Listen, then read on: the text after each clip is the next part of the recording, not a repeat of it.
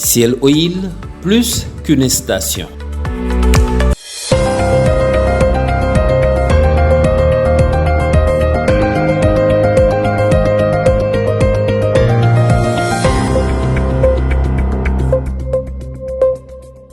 Heureux de vous retrouver, mesdames et messieurs. Merci de nous rester fidèles. Vous êtes bien sûr Sunu Kaddu TV, la presse du jour. Verdict de la Cour suprême, Barth effacé de la mairie de Dakar. Titre qui barre la une du journal Direct News qui nous parle de la chute du guerrier. Barthélémy Diaz a définitivement perdu le fauteuil du maire de Dakar. L'ex-édile de la capitale qui avait saisi la Cour suprême pour faire annuler la décision de sa révocation a été débouté. C'est un Barth affaibli et blessé qui tente de rebondir. Acta et Fabula ajoutent Rewmi Quotidien qui nous informe que la Cour suprême entérine définitivement sa révocation. Selon Sud Quotidien, elle clôt le dossier. Ce journal nous retrace l'itinéraire contrarié de Barthélémy Diaz de Mermoz à l'hôtel de ville. Une révocation suprême selon Grand Panel. Ce journal nous fait savoir qu'il est complètement écarté de la mairie. La Cour suprême rejette son recours confirmant sa destitution de la mairie de Dakar. Mais pour Source A, il lui reste deux alternatives.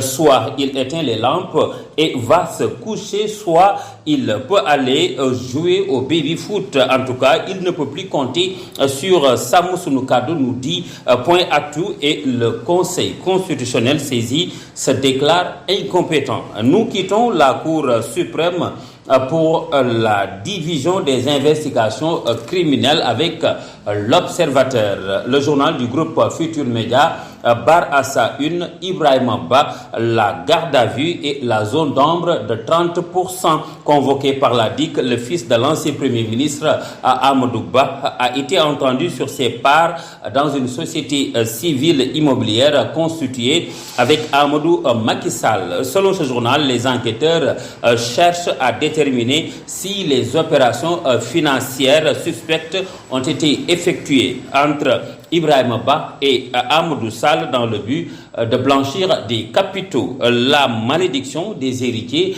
ajoute le journal Enquête qui compare Karim Wade à Amadou Sall. Deux profils, deux parcours, un sort presque identique. À ces deux s'ajoute Ibrahima Ba, fils de Amadou Ba, ancien Premier ministre.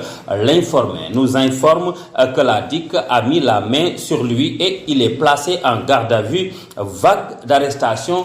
Le Quotidien nous apprend que l'opposition sort de sa torpeur et appelle à la mobilisation ce vendredi. Une marche pacifique autorisée selon l'Indépendant. Ce journal nous informe que rappel à l'ordre sera dans la rue aujourd'hui. Nous parlons toujours de l'opposition, mais parlementaire. Walf Quotidien nous apprend qu'elle réclame la suppression des fonds politiques et la baisse des salaires des directeurs généraux. Une réclamation faite hier à l'Assemblée nationale où les députés étaient en conclave pour la réforme du Code des impôts et celui des investissements. Une opposition consternée par les nombreuses taxes, nous dit le journal Les Échos qui barre à sa une les déclarations de quelques parlementaires. Vous voulez taxer tout le monde, taxer tout et taxer partout. Tels sont les propos de Aïssata Tall Sall. Selon Le Soleil, l'Assemblée nationale valide tout. Code des investissements, Code général des impôts, taxation de mobile monnaie. L'objectif, selon le quotidien national, est d'élargir les recettes publiques et renforcer l'attractivité du Sénégal. Et pour Cheikh Diba, le redressement du pays dépend de la contribution de tous. Parlons de ce redressement dans l'attente de la décision du FMI. Le Sénégal cherche 300 milliards de francs CFA, nous dit la Tribune. Nos euro-obligations chutent de 1,8% et les parlementaires et les partenaires financiers sont dans l'expectative.